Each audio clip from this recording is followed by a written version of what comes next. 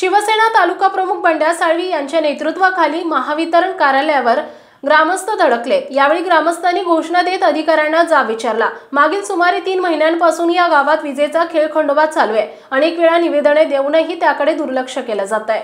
महावितरणच्या या कारभारात सुधारणा झाली नाही तर वीज बिल भरू नका असं आवाहन बंड्या साळवी यांनी केलंय। थकलेल्या बिलावर कारवाई करण्यासाठी जर महावितरण कर्मचारी गावात आले तर त्याला विजेच्या खांबाला बांधून ठेवण्याचा इशारा देखील शिवसेना तालुका प्रमुख बंड्या साळवी यांनी दिलाय। असतील, टेंबे असतील, काजरघाटे असतील, इस्तुर्लीचे लोक असतील, चिंचकरीचे असतील, या ठिकाणी जवळजवळ 1 महिन्यापासून जी लाईटची जी समस्या आहे,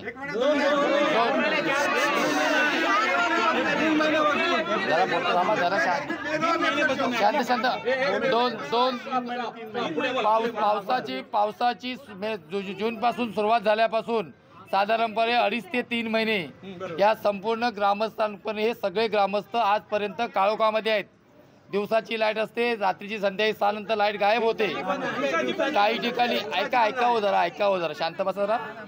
तर संपूर्ण हे ग्रामस्थ आजपर्यंत संपूर्ण अंधारामध्ये आहे।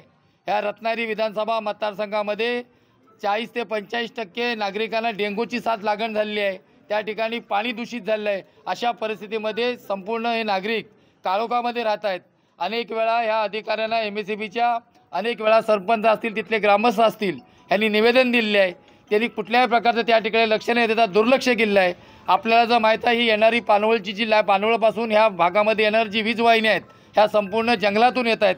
त्या ठिकाणची जर जंगलाची जी झाडाची जी तोड मे महिन्यापासून मार्च-एप्रिल महिन्यामध्ये जर केली असती आज ही परिस्थिती गंभीर निर्माण झाली नसती। त्याचबरोबर पत्रकारांना मला एक सांगायचं की ह्यांची जी लाईटची जी सेवा होती ही कुवारबावच्या टिपरवरून होती। आज तरी ती 2 वर्षापासून मला वाटतं 1 वर्षापासून पानवळमधून घेतलेली आहे। त्यामुळे दरवर्षी ह्या 1-2 वर्षी ही समस्या निर्माण झालेली आहे। आज आपण अधिकारी म्हणून या ठिकाणी उपस्थित आहेत। काल पण तुमचे जे केळकर म्हणून एक अधिकारी आहेत या ठिकाणी जे तुमचे सगळे जे काम करतात वरिष्ठ म्हणून ते संपूर्ण या नागरिकांना विश्वासात घेत नाहीत। सरपंचांनी सांगितलेल्या तक्रारी त्या तिकडे दुर्लक्ष करतात आणि ही वेळ आज जी निव्वळ आली ही निव्वळ केळकर ह्या कर्मचाऱ्यामुळे आलेली आहे। कारण केळकरनी जर नागरिकांना ठीक आहे कायमस्वरूपी ते म्हणत नाही आम्हाला 30 दिवसातले 1 दिवस आहे म्हणून आम्ही इथे आंदोलन करतोय। जर हे नागरिक 30-30, 70-70, 80-80 दिवस जर काळोखात राहत असतील तर आज आपण एक करूया। आज आपण ज्या ठिकाणी बसताय त्या ठिकाणी फॅन आहेत, आज आपण ज्या ठिकाणी बसताय त्या ठिकाणी AC आहेत, आज आपण ज्या ठिकाणी ह्या कॉलनीमध्ये राहत आहेत त्या ठिकाणी तुम्हाला शासनाच्या माध्यमातून MSEB माध्यमातून तुम्हाला सुविधा दिल्या आहेत। तुम्ही ज्यावेळी तुम्ही ज्याशी अंधारात आले तुम्हाला कसं वाटते तसं या नागरिकांची परिस्थिती आज गंभीर झाली आहे। तर मला सगळ्यांना कळकळीची विनंती करायची आपल्याला आजपासून साहेब तुम्ही केळकर की तुमच्या हातामध्ये काम करणार ह्या कर्मचाऱ्यांचे जे स्टाफ कॉलनी आहे तुमची ही आजपासून अंधारात ठेवा। आमचे जरी कार्यकर्ते की आमचे नागरिक अंधार झाले तर त्यांना पण समजेल आपण अंधार झालं का होतं तुम्हालाही समजेल।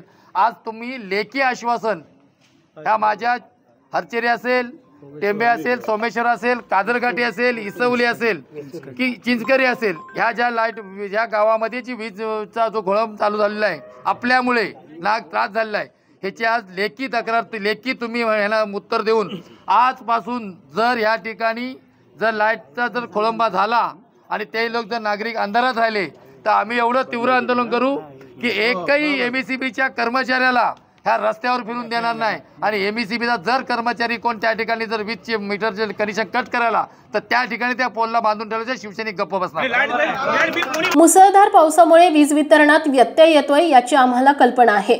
आपली मागणी लक्षात घेता नवीन वीज वाहिनी टाकून 2 ते 3 दिवसात सर्व वीज पुरवठा सुरळीत केला जाईल असं आश्वासन आता महावितरण अधिकाऱ्यांकडून ग्रामस्थांना देण्यात आलंय। पावसामुळे वगैरे झाडं पडल्यामुळे ट्री कटिंग वगैरे ह्या गोष्टींमुळे इंटरप्शन झालेलं आहे हे मान्य करतो मी। परंतु आमची यंत्रणा एजन्सीज वगैरे रात्रंदिवस काम करत आहे तरी मित्रांनो आपला जो विषय आहे की आपला सप्लाय सध्या जो पानवल सबस्टेशनमधून आहे तो कुवारबाव सबस्टेशनकडून आला पाहिजे। हे जवळपास 3 वर्षापूर्वी ह्या सबस्टेशनमधून तो लोड काढलेला आहे आणि इकडचा शहरातला काही लोड त्याच्यावर टाकलेला आहे। तो ट्रान्सफॉर्मर ओव्हरलोड झालेला आहे आणि तरीसुद्धा आपली सगळी मागणी लक्षात घेता आपले जो इंटरप्शन्स वगैरे लक्षात घेता वीज पुरवठ्याचा खंडित प्रमाणाचं हे विचार लक्षात घेता आपण एक मध्ये जी लाईन आहे ती 3 वर्षापूर्वीपासून आपण पानवळकडून टाकली आहे। ती लाईन आता इकडून जर सुरू करायची म्हटलं तर मध्ये एक 3-4 पोलचं काम करावं लागणार आहे। जवळपास एक 10-15 किलोमीटरच्या लाईनचे काय ट्री कटिंग वगैरे काय आम्हाला करावं लागणार आहे। त्याच्यासाठी एक 2-3 दिवसाचा कालावधी जाणार आहे साहेब। तर 2-3 दिवसाचा तो जर वेळ दिला तर आम्ही आपला सप्लाय पुनश्च इकडून कुवारबावकडून टाकू आणि त्याच्यामध्ये जवळपास 7-8 गावांचा सप्लाय आपण इकडून घेणार आहोत. त्याच्यामध्ये पोमेंडी, टेंबे, पोमेंडी खुर्द, हातीश, तोनंदे, भाग, पाटोळे, सोमेश्वर असे काही 7-8 गावं आहेत. ते सप्लाय आपण या सबस्टेशनवरून घेऊ, जेणेकरून आपला सप्लाय आहे त्याच्यापेक्षा चांगला सुरळीत चालेल. तर हे काम करण्यासाठी 1-2-3 दिवसाचा कालावधी लागेल. तेवढा जर आम्हाला द्या तर आम्ही ते करू. जनशक्तीचा बुलंद आवाज म्हणजेच रत्नागिरी खबरदार.